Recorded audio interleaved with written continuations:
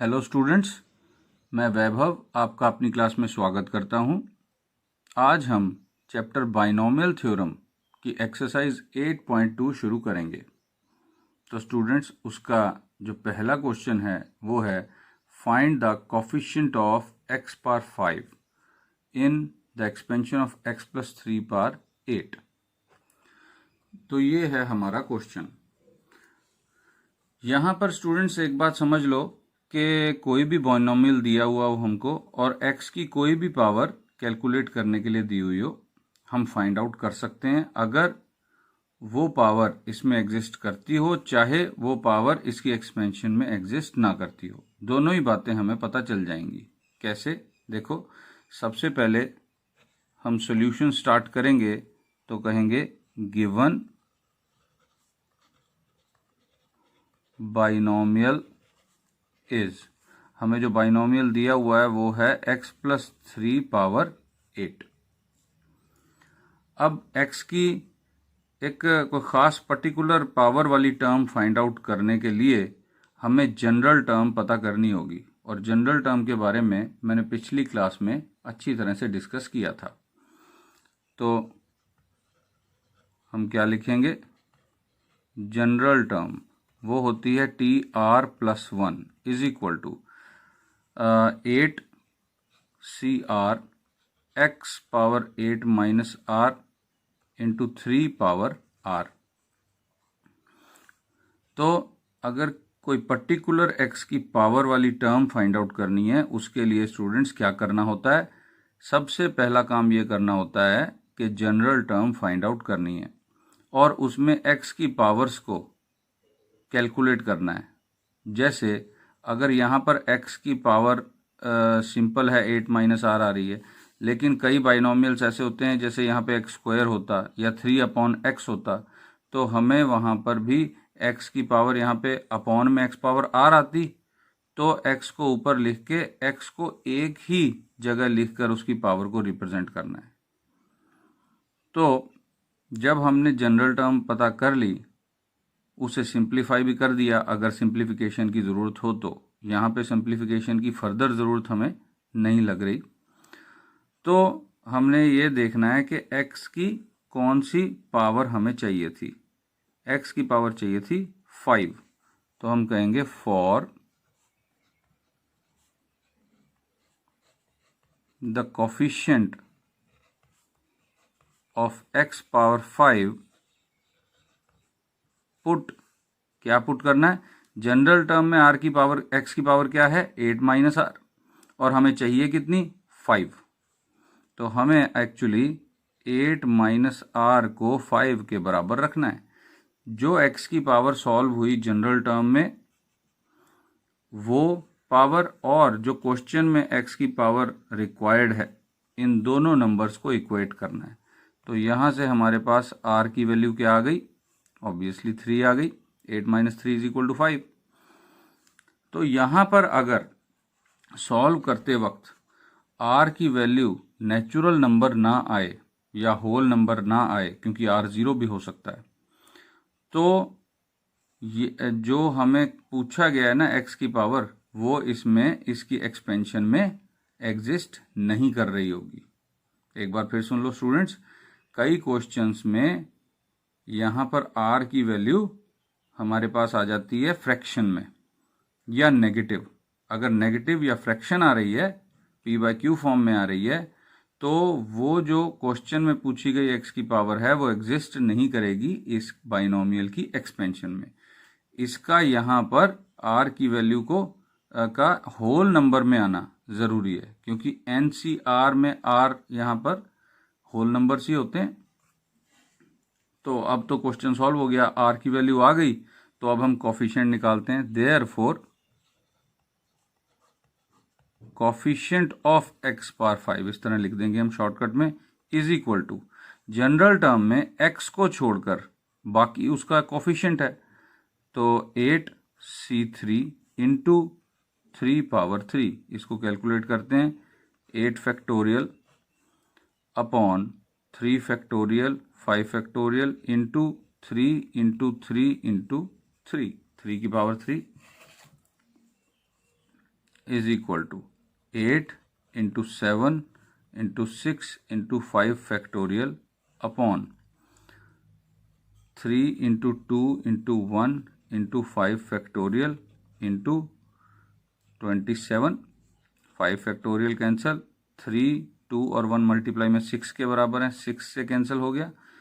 तो ये कितना आ गया, 8 से बंदा 56, 56 और 27 मल्टीप्लाई करके देखें। चलो रफ में मल्टीप्लाई करते हैं। 56 इंटू 27, 7 6 द 42, 4 कैरी ओवर, फिर 35 तो 39 हो जाएगा, फिर 2 6 द 12 कैरी ओवर 1 10 और ये हो जाएगा 11, तो 2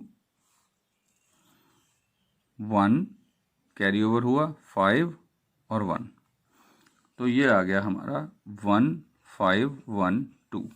तो आंसर आ गया स्टूडेंट्स। देयरफॉर दोबारा ज़रा ढंग से लिख देते हैं, coefficient of x power 5 is equal to 1 5 1 2। तो इस तरह से क्वेश्चन करना है।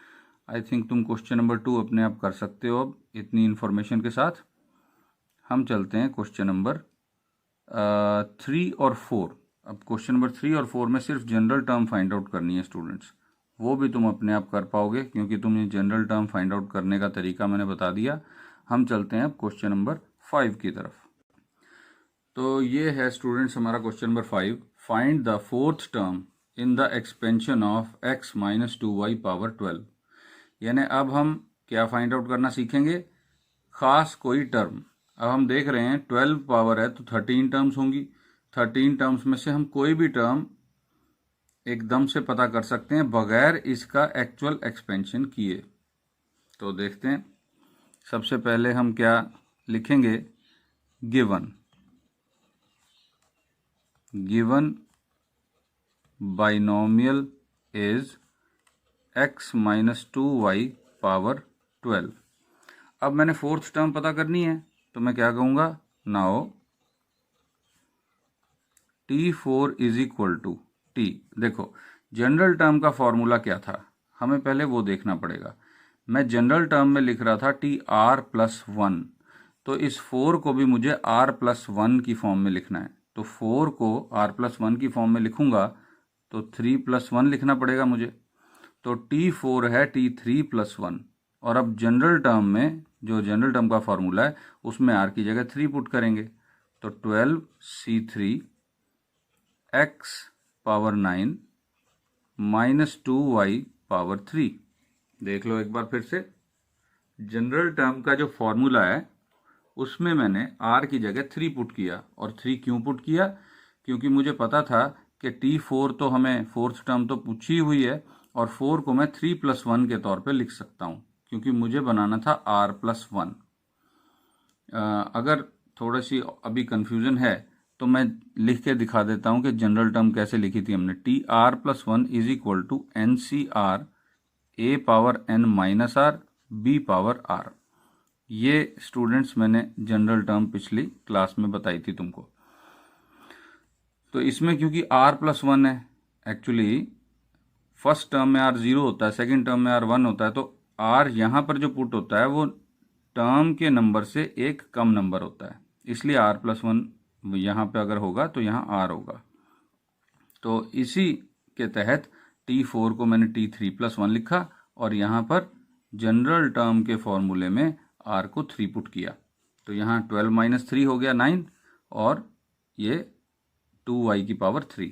तो अब हम देख रहे हैं सबसे पहले तो ये कि माइनस की पावर ऑड है, यानी ये पूरी टर्म माइनस की बनेगी, माइनस लगा दिया। अब 12C3 कैलकुलेट करते हैं, 12 factorial upon 3 factorial into 9 factorial into x power 9 multiply 2 power 3 कितना हो जाएगा 8 और y power 3 is equal to, इसको कैलकुलेट करके लिख लेते हैं, minus 12 into 11 into 10 into 9 factorial divided by 3 factorial होता है स्टूडेंट्स 6 के बराबर, 9 factorial into 8 x power 9 y power 3 तो 9 फैक्टोरियल से 9 फैक्टोरियल कैंसिल। अब बड़ा नंबर कैंसिल कर देते हैं हम, इजी हो जाएगा हमारे लिए। 6 2 द 12। अब इसको कैलकुलेट करना है हमने, 2 इंटू 11 इंटू 8 इंटू 10। 10 सबसे बाद में मल्टीप्लाई करेंगे, पहले 2 इंटू 8 करो। 2 इंटू 8 करोगे तो 16 आ जाएगा। 16 को 11 से करोगे तो 16 को अगर 11 से करो तो इन दोनों का टोटल इसके बीच में आ जाएगा, यानी 176। और 176 को 10 से करोगे तो 1760 आ जाएगा। तो हमारे पास आंसर आ गया T4 is equal to, therefore T4 is equal to -1760 x power 9 y power 3। तो स्टूडेंट्स इस तरह हम कोई भी टर्म, किसी भी बाइनोमियल के एक्सपेंशन की ख़ास टर्म पता कर सकते हैं बगैर उस बाइनोमियल को एक्चुअल एक्सपेंशन दिए हुए। तो आई थिंक इसी से जुड़ा हुआ जो तुम्हारा क्वेश्चन नंबर 6 है, जिसमें 13th टर्म पता करनी है और बाइनोमियल इससे थोड़ा डिफरेंट है, वो तुम अपने आप सॉल्व कर सकते हो। तो अब हम चलते हैं क्वेश्चन नंबर 8 की तरफ। तो ये है हमारा question 8 students. Find the middle term in the expansion of x/3 plus 9y power 10। अभी तक हमने x की किसी खास पावर का कोफिशिएंट पता करना सीखा, कोई ख़ास टर्म पता करना सीखी, लेकिन अब हम मिडल टर्म पता करना सीखेंगे। तो मिडल टर्म के बारे में मैंने तुम्हें पिछले लेक्चर में बताया था, वो डिपेंड करती है पावर पर। तो इसको कैसे सॉल्व करना है, देखो। Given binomial is x/3 plus 9y power 10। यहाँ पे इंडेक्स कितनी है? इंडेक्स मीन्स ये पूरी बाइनोमियल की power. Here n is equal to 10 और ब्रैकेट में लिख देना है तुमने even। ये even है ना, तो even जब भी इंडेक्स होगी स्टूडेंट्स, तो हमारे पास एक सिर्फ बनेगी हमारी मिडल टर्म, और वो कौन सी होगी? तो therefore middle term is equal to, T के पैर में ये इवन नंबर है, इसको हाफ कर दो, +1, यानी कि 5 + 1। देखो दोबारा बता देता हूं, अगर n हमारा इवन था तो एक टर्म थी n/2 + 1, और अगर n हमारा ऑड था तो दो टर्म्स थी n + 1/2 + 1। एक तो n + 1/2 और एक n + 1/2 + 1, ये दो टर्म्स थी। n ऑड में दो मिडल टर्म्स थी, ये पिछले लेक्चर में हमने किया था। n इवन में एक मिडल टर्म थी, तो यहाँ पे n इवन है तो एक मिडल टर्म। तो 5 + 1 तो बना ही हुआ है r + 1 की तरह, जनरल टर्म। तो जनरल टर्म का फॉर्मूला हम यहाँ पे अप्लाई कर देंगे, r की जगह 5 पुट कर देंगे, is equal to 10c5 multiply x/3 power 5 into 9y power 5। इसको अब कैलकुलेट भी करना पड़ेगा। 10 factorial divided by 5 factorial 5 factorial multiply x power 5 upon 3 power 5 multiply 9 power 5 y power 5। अब यहाँ पे इतने बड़े बड़े नंबर आ रहे हैं, 9 पावर 5, 3 पावर 5, नंबर बहुत बड़ा होने वाला है, लेकिन कोई बात नहीं, हम फिर भी उसको सॉल्व करेंगे।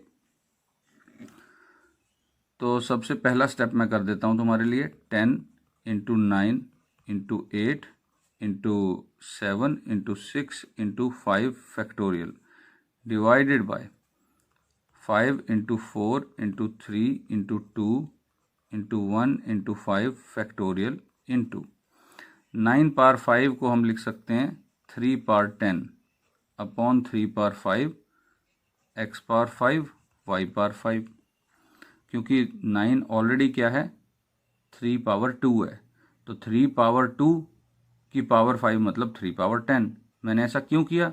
क्योंकि मेरे पास 3 की पावर 5 तो डिनोमिनेटर में थी ही, तो ये कैंसिल हो सकती है ना, तो ये कैंसिल हुई तो 3 पावर 5 रह गई। 5 फैक्टोरियल से 5 फैक्टोरियल कैंसिल। अब 5 और 2 के साथ 10 अगर कैंसिल ना करना चाहें, हम कोई और नंबर कैंसिल करना चाहें तो वो ज़्यादा अच्छा रहेगा। जैसे 2 और 4 के साथ 8 कैंसिल कर दो, फिर 3 के साथ ये 6 कैंसिल किया, 2 रह गया। अब ये जो 5 है इसके साथ ये 10 ही कैंसिल करना पड़ेगा, चलो कर देते हैं, 2 रह गया। तो अब इसको कैलकुलेट करके लिख देते हैं। तो ये स्टूडेंट्स कैलकुलेट अगर तुम करोगे तो आएगा 61236 x पावर 5 y पावर 5। तो ये आ गई तुम्हारी मिडल टर्म। तो इस तरह से हमने मिडल टर्म फाइंड आउट कर ली। बस तुमने ये याद रखना है कि n इवन है तो एक मिडल टर्म होगी, n ऑड है तो 2 मिडल टर्म्स होंगी।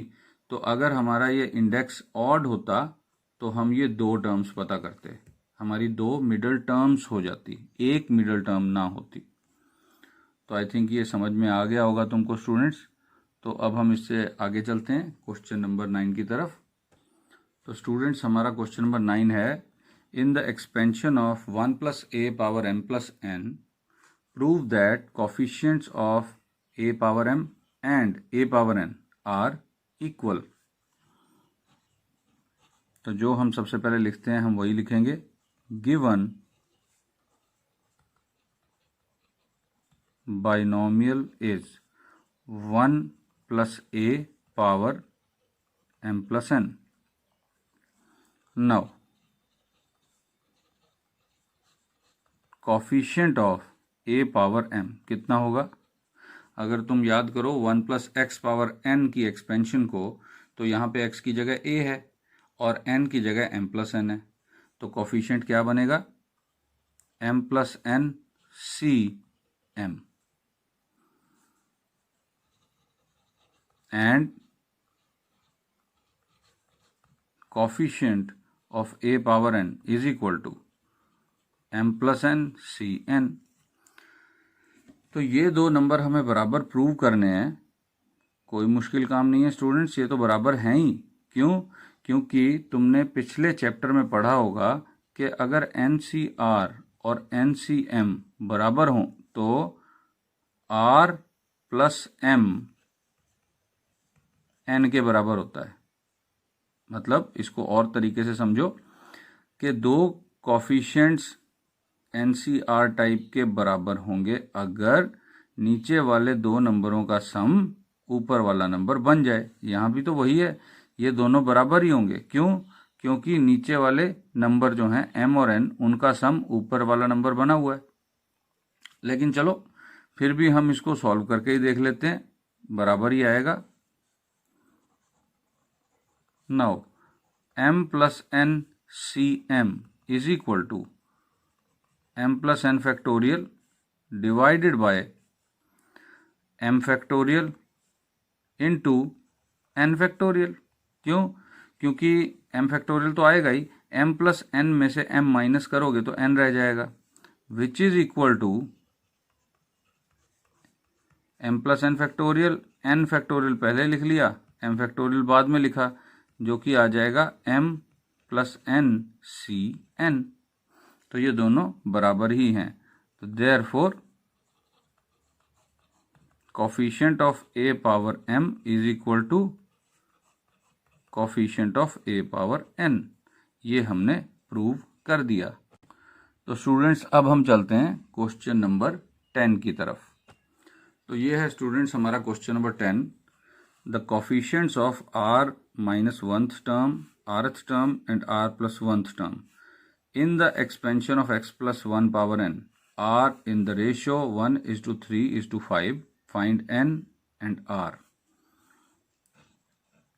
बिल्कुल इसी के जैसा क्वेश्चन तुमने कॉम्बिनेशंस में किया है। तो हम इसको सॉल्व करने की कोशिश करते हैं। सबसे पहले तो हम लिखेंगे गिवन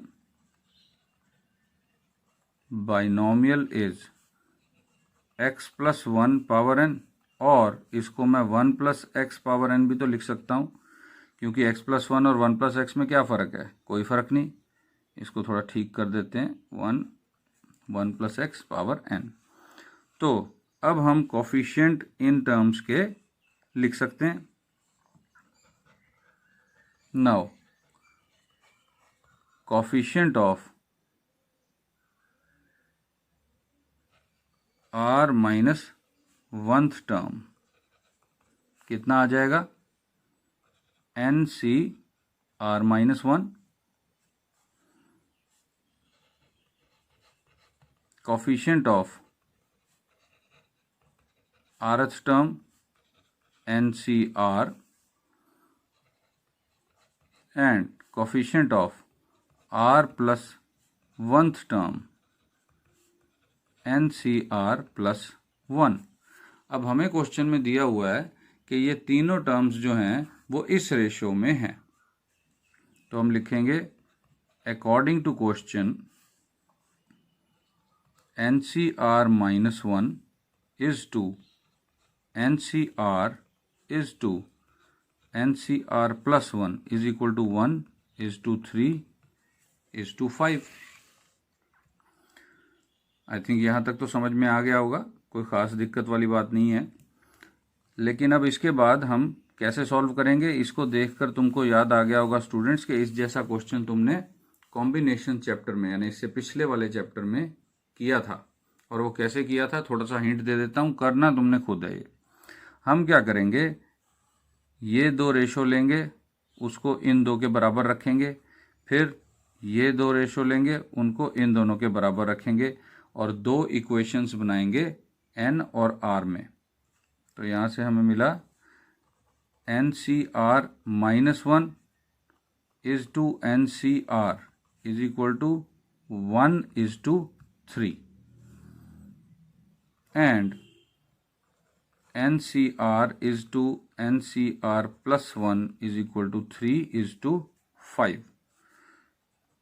तो देखो रेशो का सिद्धांत क्या होता है, रेशो का सिद्धांत होता है कि बीच वाली टर्म्स का मल्टीप्लिकेशन साइड वाली दो टर्म्स के मल्टीप्लिकेशन के बराबर। तो NCr इंटू 1 लिखने की ज़रूरत नहीं है, is equal to 3 into NCr minus 1। ये हो गई इक्वेशन नंबर 1। और इसी तरह यहाँ करेंगे तो 3 into NCr plus 1 is equal to 5 into NCr, equation number 2। तो ये है इक्वेशन नंबर 1, ये है इक्वेशन नंबर 2। NCr का फॉर्मूला लगाओ और फैक्टोरियल्स को कैंसिल करके तुम्हारे पास बनेंगी दो linear equations in n and r। तो लीनियर इक्वेशंस को सॉल्व करना तुम जानते हो, ये सॉल्व करोगे इनको तो आंसर आ जाएगा। मुझे लगता है कि तुम ये कर सकते हो, अपने आप कर सकते हो, और जितना तुम अपने आप क्वेश्चन को ट्राई करोगे उतना ही ज़्यादा तुम्हें इसका फ़ायदा होगा, सीखोगे। तो स्टूडेंट्स इसके बाद क्वेश्चन नंबर 11, 12 तुम अपने आप ट्राई कर सकते हो, काफ़ी इजी क्वेश्चंस हैं।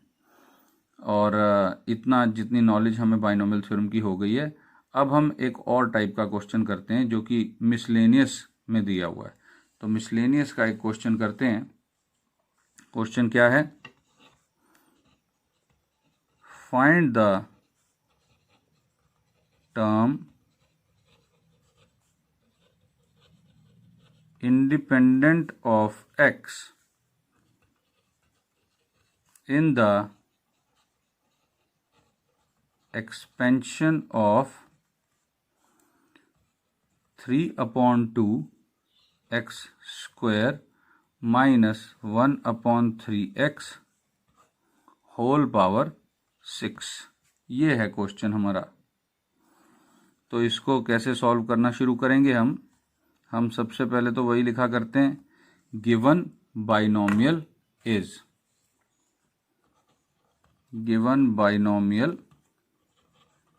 Is 3/2 x square minus 1/3x whole power 6। अब तुम्हें टर्म पता करनी है इंडिपेंडेंट ऑफ x, यानी कि इंडिपेंडेंट ऑफ x का मतलब होता है x की पावर 0। तो हम जनरल टर्म पहले पता करेंगे, general term comma TR plus 1 is equal to 6CR 3/2x² power 6 minus r multiply -1/3x whole power r। I think यहाँ तक तो कोई प्रॉब्लम नहीं होनी चाहिए तुम्हें। ये तो जनरल टर्म लिखी है मैंने। अब मैं यहाँ पे r की पावर्स कैलकुलेट करता हूँ। देखो TR+1 इज इक्वल टू, देखो माइनस के ऊपर पावर r है, सबसे पहले मैं -1 पावर r साइड पे कर देता हूँ। 6CR 3/2 power 6 minus r into x power 12 - 2r हो जाएगा स्टूडेंट्स। 12 - 2r 2 है ना, क्योंकि, और यहाँ पे कितना हो जाएगा upon 3 power r into x की पावर r। यहाँ पर काफ़ी स्टूडेंट्स कंफ्यूज हो जाते हैं, लेकिन कंफ्यूजन की बिल्कुल ज़रूरत नहीं है स्टूडेंट्स। अगर तुम एक एक टर्म को प्रॉपरली देख रहे हो और ज़्यादा पास पास नहीं लिख रहे, थोड़ा दूर दूर करके लिख रहे हो, लिखने का तरीका है, आराम से क्वेश्चन सॉल्व हो जाता है। तो इससे अगले स्टेप पे चलते हैं। तो स्टूडेंट्स, इससे अगला स्टेप मैं यहाँ लिखने जा रहा हूँ। थोड़ा सा x की पावर्स को कैलकुलेट करेंगे। TR+1 is equal to -1 power r 6CR 3 power 6 minus r तो पहले ही था, यहाँ पे 3 की पावर r डिवाइड में और पड़ी है तो -r हो जाएगा, upon 2 power 6 minus r into x की पावर क्या हो जाएगी स्टूडेंट्स 12 - 2r माइनस r। ये जो डिवाइड में पावर है ऊपर जाके माइनस हो जाएगी। जब मैंने आज का पहला क्वेश्चन करवाया था x की पावर खास पता करने के लिए, तो उसमें मैंने तुम्हें बताया था कि इसको सॉल्व करना पड़ेगा। तो देखो हम सॉल्व कर रहे हैं, इस तरह से सॉल्व करते हैं इसको।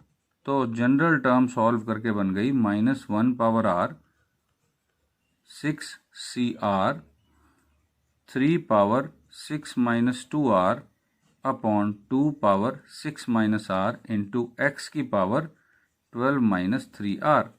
तो ये स्टूडेंट्स हो गई सिंप्लीफिकेशन जनरल टर्म की। चलो अब ये पेज हटा देते हैं, हमें इसकी ज़रूरत नहीं है। तो अब यहाँ पे हमें चाहिए थी इंडिपेंडेंट टर्म x से। x इंडिपेंडेंट टर्म के लिए क्या करेंगे, फॉर द टर्म